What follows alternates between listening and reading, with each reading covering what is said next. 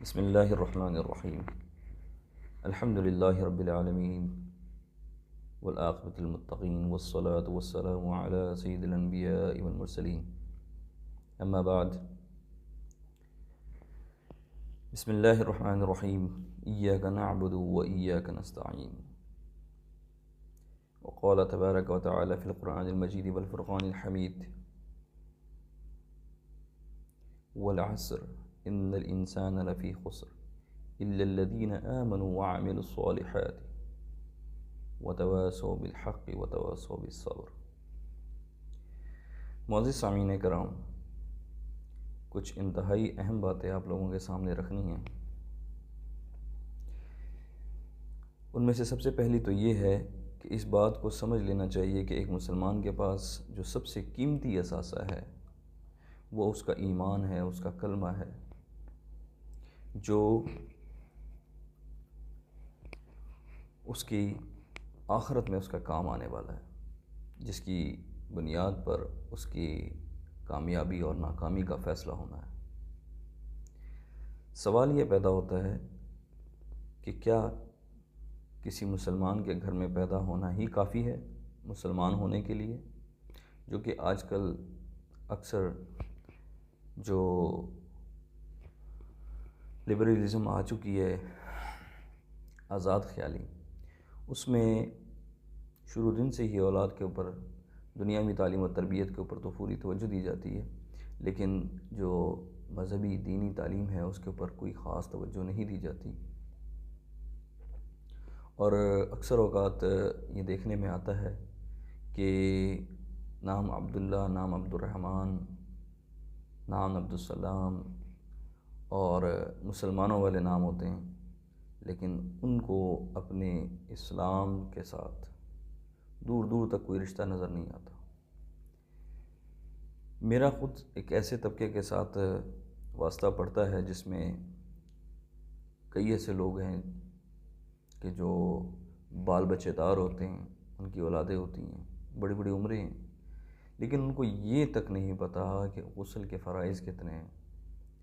وضو کیسے ہوتا ہے، نماز کے فرائض کیا ہیں۔ ابھی ہماری عوام، ہمارے جو لوگ ہیں، ان کو ان چیزوں کے بارے میں معلومات کی ضرورت ہے، جبکہ ہمارے ہاں جو فرقوں کے مابین ایک جنگ لگ چکی ہے، اس جنگ کے اندر ہر بندہ اس کشمکش میں مبتلا ہے کہ آیا وہ کس فرقے کی طرف جائے۔ اور یہ بات لوگوں کو اس بات کا علم ہی نہیں ہے کہ اللہ رب العزت نے صرف ایمان شرط نہیں رکھی جنت میں جانے کے لیے یا کامیاب ہونے کے لیے۔ اللہ تعالیٰ نے قرآن پاک پہ صحابہ کو کہہ دیا میں نے تو تمہیں آزمایا ہی نہیں ہے، ابھی تم نے کیسے سوچ لیا کہ تم لوگوں کو ایسے ہی جنت میں داخل کر دیا جائے گا؟ کیا جنت میں جانا اتنا آسان ہے؟ اللہ رب العزت نے ایمان اور عمل صالح کو قرآن کے اندر ہر جگہ ایک ساتھ ذکر فرمایا ہے۔ کہیں بھی ایک آیت ایسی نہیں ہے جہاں پر ایمان کا اکیلے ذکر ہوا ہو کہ تم لوگ ایمان لے آؤ تو تم لوگ فلاح پا جاؤ گے، نہیں۔ چاہے وہ سورہ 3 ہو، چاہے سورہ عصر ہو، الا الذین آمنوا وعملوا الصالحات، الا الذین آمنوا وعملوا الصالحات، جو ایمان لائے اور عمل صالح کیا۔ قرآن پاک کی پہلے سپارے سے لے کر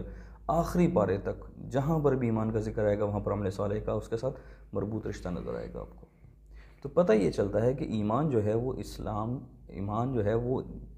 انسان کے، ایک مسلمان کے سینے میں ایک وہ بیج ہے جس کو پیوستہ کرنے کے لیے، جس کو پھلنے پھولنے کے لیے، جس کو مضبوط کرنے کے لیے عمل صالح کا پانی دیا جاتا ہے۔ عمل صالح کا پانی ملتا ہے تو وہ جو ایمان کا درخت ہوتا ہے وہ پھلتا ہے، پھولتا ہے، مضبوط جڑیں پکڑتا ہے۔ اور میرا یہ ماننا ہے، اور حدیث کے اندر بھی یہ آتا ہے کہ جب ایک مسلمان گھر میں پیدا ہونے والا، چاہے صرف وہ بچہ ہے جس کے پاس عمل صالح ذرا بھی نہیں ہے، ٹھیک ہے، نماز پڑھی نہ پڑھی، جمعہ پڑھ لیا، کئی لوگ ایسے ہیں جن کی عیدوں کی نمازیں بھی رہ جاتی ہیں، سالہ سال مسجد میں جانا نصیب نہیں ہوتا، جبکہ اللہ تعالیٰ نے، جبکہ حضور پاک صلی اللہ علیہ وسلم حدیث پاک میں ارشاد فرماتے ہیں اسلام اور کفر کے درمیان فرق کرنے والی ہے ہی نماز، نہ پڑھو نماز، کہتے رہو خود کو مسلمان۔ جب ایک مسلمان اس دنیا سے جاتا ہے تو اس کے جو سب سے جو بڑا دشمن ہے، جس کو اللہ تعالیٰ نے قرآن پاک میں جس کا ذکر کر دیا، عدو مبین ہے، یعنی شیطان انسان کا سب سے بڑا دشمن۔ اور کیوں؟ اس کی وجہ یہ کہ شیطان جو تھا وہ انہی آسائش جنت کی نعمتوں کے بیچ میں رہ رہا تھا۔ جب انسان کی پیدائش ہوتی ہے، انسان کی تخلیق ہوتی ہے، تخلیق کے بعد جب یہ اس انسان یعنی آدم علیہ السلام کو سجدے سے انکار کرتا ہے، تو اس انکار کی وجہ سے اس کو نکال دیا جاتا ہے، اور اس کو یہ پتہ ہے کہ یہ جگہ اب یہاں پر میں نہیں آ سکتا، یہاں پر یہ انسان آئے گا اور اس کی نسل آئے گی۔ اس نے بھی انتہائی غصے اور بغض اور کینے اور عداوت اور نفرت کا مظاہرہ کرتے ہوئے اللہ تعالیٰ سے کہا، اے اللہ، میں جانتا ہوں کہ تو میرا خالق ہے، مالک ہے، اور میں تیرے سامنے کچھ بھی نہیں، لیکن مجھے پھر بھی تجھ سے قیامت کی آخری صبح تک کے لیے وقت چاہیے، مہلت چاہیے۔ میں تیرے اس انسان کو گمراہ کروں گا، میں اس جنت میں داخل نہیں ہونے دوں گا جہاں سے میں اس کی وجہ سے نکالا گیا۔ قرآن میں آتا ہے، شیطان نے کہا، میں اس کے آگے سے، پیچھے سے، دائیں سے، بائیں سے، اوپر سے، نیچے سے اس کے اوپر وار کروں گا اور اس کے عمل کو غارت کروں گا۔ اب بات یہاں پہ ایک سمجھنے والی ہے کہ عمل، دیکھیں، ایک مسلمان کی زندگی میں نیکیاں بھی ہوں گی اور گناہ بھی ہوں گے۔ اللہ تعالیٰ نے وزن کرنے کا بولا ہے، کاؤنٹنگ ہوگی، وزن ہوگا، ویٹ ہوگا۔ اس ویٹ کے اوپر اگر نیکیاں بڑھ جاتی ہیں تو جنت کا فیصلہ، کامیاب، اور اگر گناہ بڑھ جاتے ہیں، اللہ رب العزت نے قیامت والے دن اپنے بندوں کے لیے جو حساب کتاب کا نظام رکھا ہے وہ اس کے اعمال کی کاؤنٹنگ کا۔ اگر اس کی نیکیاں بڑھ جاتی ہیں تو جنت کا فیصلہ، اگر گناہوں کی تعداد بڑھ گئی، گناہوں کا پلہ بھاری ہو گیا، تو اس کے لیے جہنم کا فیصلہ ہے۔ اچھا، اس میں ایک چیز بڑی امپورٹنٹ میں آپ کو بتا دوں کہ جس طرح میں نے پہلے تذکرہ کیا تھا کہ ایمان جو ہے وہ ایک بیج کی مانند ہے ایک مسلمان کے سینے میں، اور اس کو جو ملنے والا پانی ہے، اس بیج کو ملنے والا پانی وہ عمل صالح ہے۔ یعنی جیسے کہ کسی بیج کو زمین کے اندر بویا جاتا ہے اور اس کو جب پانی دیا جاتا ہے تو اس بیج کے جو پھل ہے یا اس کی جو فصل ہے وہ باہر نکلتی ہے اور پتہ لگتا ہے کہ یہ کس چیز کی فصل بوئی گئی ہے۔ اسی طرح ایمان کا جب بیج سینے کے اندر بویا جاتا ہے تو عمل صالح جو ہوتے ہیں وہ اس کا پانی ہوا کرتے ہیں، اور اس سے جو اعمال صادر ہوتے ہیں اس کے بعد جو وضع قطع ہوتا ہے، اور اس کے علاوہ جو اس کے جسم سے صادر ہونے والے اعمال ہوتے ہیں، اس سے پتہ چلتا ہے کہ یہ بندہ مسلمان ہے۔ اور کسی بھی انسان یعنی مسلمان کے جو وقت آخر ہے، جب اس کی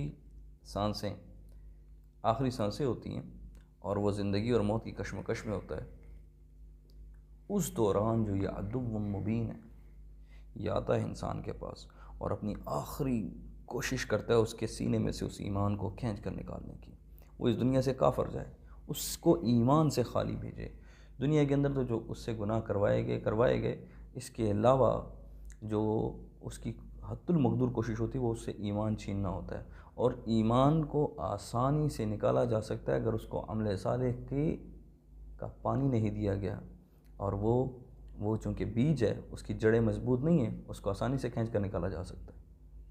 نتیجہ کیا نکلے گا؟ نام عبداللہ، عبد الرحمن، محمد، احمد، جنازہ پڑھایا جا رہا ہے، پیدا ہوا تو کان میں اذان بھی ہوئی، سب کچھ ہوا، مسلمانوں کا قبرستان میں دفن بھی ہوا، لیکن کل قیامت والے دن جب اس کو بلایا جائے گا، اس کو دوبارہ زندہ کیا جائے گا، تو کافروں میں سے